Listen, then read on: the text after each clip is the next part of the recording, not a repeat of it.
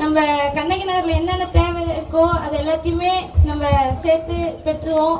அடுத்து முதல்ல என்னோட இலக்கு வந்து நம்ம கோச்சோட இலக்கு, என்னோட இலக்கு இல்லை, நம்ம கோச் மாதிரி இருக்க அண்ணனுங்க எல்லாருமே சொல்றது என்னன்னா, வெளியிலலாம் வேலைக்கு போனால் நிறைய கார்டு, அது ஆதார் கார்டு காமிச்சாதான் கண்ணகி நகர் இருந்தாலே நம்மளை வேலைக்கு எடுத்துக்க மாட்டாங்க.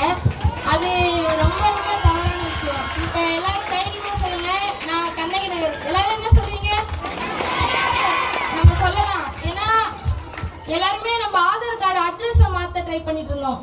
இன்னும் நம்ம அண்ணனுங்களால முடிஞ்சுது, நம்ம அக்காங்களால முடிஞ்சுது. என்னன்னா நம்மளுடைய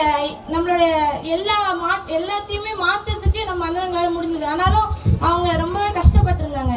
ஆனா எங்க கோச் வந்து அது எல்லாத்தையும் மாத்தி காட்டினாரு. ஒரு பிளேயரை இந்தியா விளையாட வைக்கிறது ரொம்ப ரொம்ப கஷ்டம். எங்க கோச் வந்து ஒரு பர்சன்ட் கூட நெகட்டிவா எதுவுமே என்கிட்ட எடுத்துட்டு வரவே இல்லை. ஃபுல் அண்ட் ஃபுல் பாசிட்டிவா தான் சொல்லி தருவாரு.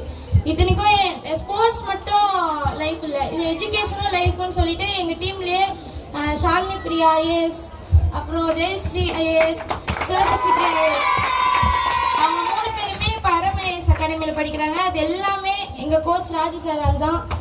அதனால ரொம்ப நன்றி.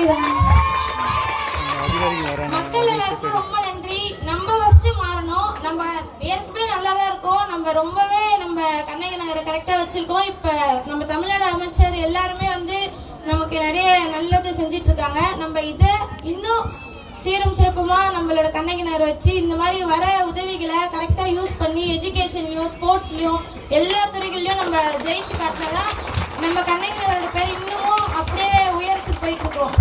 நம்ம எல்லாரும் சேர்ந்துதான் இதை பண்ணணும். அதே மாதிரி இளைஞர்கள் எல்லாருமே டிசிப்ளினா இருங்க, ரொம்ப ஃபோக்கஸா இருங்க, ஹார்ட் ஒர்க் பண்ணுங்க. இந்த யூனிவர்ஸ்னு ஒரு கான்செப்ட் இருக்கு, அது எங்க கோச் எனக்கு சொல்லி கொடுத்தாங்க. அது அவ்வளோ இதுவா ஒர்க் ஆகுது. ஏன்னா லா ஆஃப் அட்ராக்ஷன், நம்ம என்ன நினைக்கிறோம், நீ என்ன நினைக்கிறாயோ அதுவாகவே ஆகிடான்னு சொல்றாங்க. அதெல்லாம் உண்மை. ஏன்னா நான் 8th படிக்கிறப்ப எங்க கோச் எனக்கு சொன்னாரு, இந்தியா விளையாடணும். அப்ப எனக்கு ஒண்ணுமே தெரியாது, இந்தியானா என்னன்னு தெரியாது, ஃபர்ஸ்ட் கபடினாலே என்னன்னு தெரியாது. அக்காங்களாம் மெடல் வாங்கிட்டு வருவாங்க, அதை பார்த்து தான் போய் விளையாடணும்னே ஆசைப்பட்டு அந்த மாதிரி மெடல் வாங்கணுமே தான் போனேன். ஆனா இப்ப இந்த இடத்துல வந்து நிப்பேன் நான் நினைச்சே பார்க்கல.